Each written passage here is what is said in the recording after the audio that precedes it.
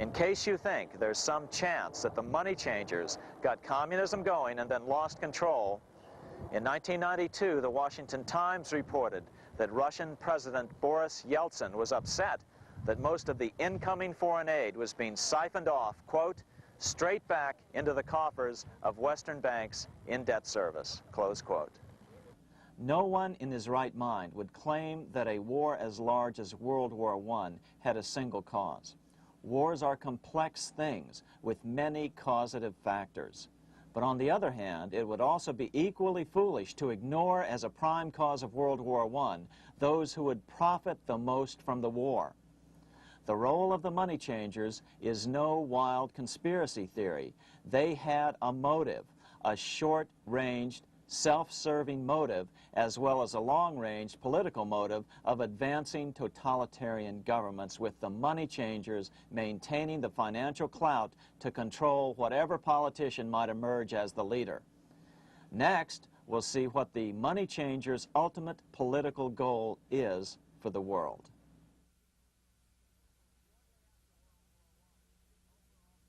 Shortly after World War I, the overall political agenda of the money changers began to be clear. Now that they controlled national economies individually, the next step was the ultimate form of consolidation, world government. The new world government proposal was given top priority at the Paris Peace Conference after World War I. It was called the League of Nations, but much to the surprise of Paul Warburg and Bernard Baruch, who attended the peace conference with President Wilson, the world was not yet ready to dissolve national boundaries. Nationalism still beats strong in the human breast. For example, Lord Curzon, the British Foreign Secretary, called the League of Nations a good joke, even though it was the stated policy of the British government to support it. To the humiliation of President Wilson, the U.S. Congress wouldn't ratify the League either. Despite the fact that it had been ratified by many other nations, without money flowing from the U.S. Treasury, the League died.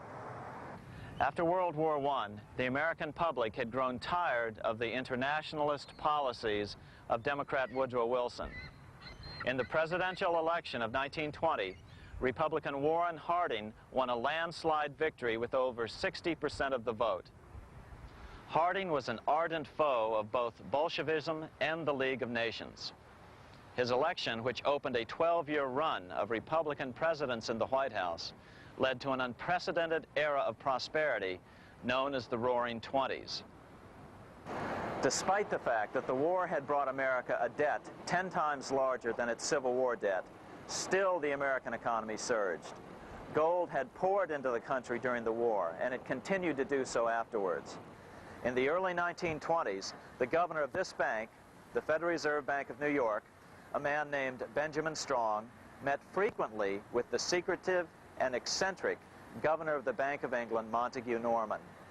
Norman was determined to replace the gold England had lost to the U.S. during World War I and return the Bank of England to its former position of dominance in world finance. On top of that, rich with gold, the American economy might get out of control again, just like it had done after the Civil War. During the next 8 years, under the presidencies of Harding and Coolidge, the huge federal debt built up during World War I was cut by 38%, down to $16 billion, the greatest percentage drop in U.S. history. During the election of 1920, Warren Harding and Calvin Coolidge ran against James Cox, the governor of Ohio, and the little-known Franklin D. Roosevelt, who had previously risen to no higher post than President Wilson's Assistant Secretary of the Navy. After his inauguration, Harding moved quickly to formally kill the League of Nations. Then he quickly moved to reduce domestic taxes while raising tariffs to record heights. Now, this was a revenue policy of which most of the founding fathers would certainly have approved. His second year in office, Harding took ill on a train trip in the West and suddenly died. Although no autopsy was performed, the cause was said to be either pneumonia or food poisoning. When Coolidge took over, he continued Harding's domestic economic policy of high tariffs on imports while cutting income taxes. As a result, the economy grew at such a rate that net revenue still increased. Now that had to be stopped. So just as they'd done so frequently before, the money changers decided it was time to crash the American economy. The Federal Reserve began flooding the country with money. They increased the money supply by 62% during these years. Money was plentiful. This is why it was known as the Roaring Twenties. Before his death in 1919, former President Teddy Roosevelt warned the American people what was going on. As reported in the March 27, 1922 edition of the New York Times, Roosevelt said, "These international bankers and Rockefeller Standard Oil interests control the majority of newspapers and the columns of these papers to club into submission or drive out of public office officials who refuse to do the bidding of the powerful, corrupt cliques which compose the invisible government." Just one day before, in the New York Times, the mayor of New York, John Hylan, quoted Roosevelt and blasted those he saw as taking control of America, its political machinery, and its press. The warning of Theodore Roosevelt has much timeliness today, for the real menace of our republic is this invisible government which, like a giant octopus, sprawls its slimy length over city, state, and nation. It seizes in its long and powerful tentacles our executive officers, our legislative bodies, our schools, our courts, our newspapers, and every agency created for the public protection. To depart from mere generalizations, let me say that at the head of this octopus are the Rockefeller Standard Oil interest and a small group of powerful banking houses generally referred to as the international bankers. The little coterie of powerful international bankers virtually run the United States government for their own selfish purposes. They practically control both parties, write political platforms, make cat's paws of party leaders, use the leading men of private organizations, and resort to every device to place in nomination for high public office only such candidates as will be amenable to the dictates of corrupt big business. These international bankers and Rockefeller Standard Oil interests control the majority of newspapers and magazines in this country. Why didn't people listen to such strong warnings and demand that Congress reverse its 1913 passage of the Federal Reserve Act?